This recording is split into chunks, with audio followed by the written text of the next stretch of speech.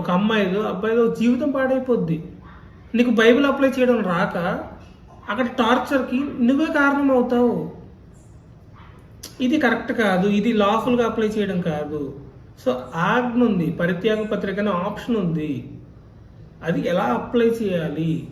So ఒక ఆజ్ఞ ఉన్నప్పుడు దాన్ని సరిగ్గా ఇంటర్ప్రెట్ చేస్తే అది మనకు మంచిది అని చెప్పుకుంటూ వస్తున్నారు. అంటే ఓల్డ్ టెస్ట్మెంట్లో ఉన్న మోరల్ లాస్ కూడా మంచివే, సరిగ్గా అప్లై చేయాలి. దేవుడు ఏంటో అర్థం చేసుకొని దాన్ని అప్లై చేయాలి, లేకపోతే అది చాలా కీడు చేస్తుంది అని చెప్పే intention. So if law is good if one uses it లాఫుల్గా యూజ్ చేయడం అంటే ఇది 11లో మత్తయి సువార్త 19:11 ఉంటుంది అనమాట.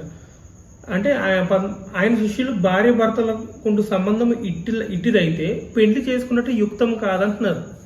అంటే ఇంత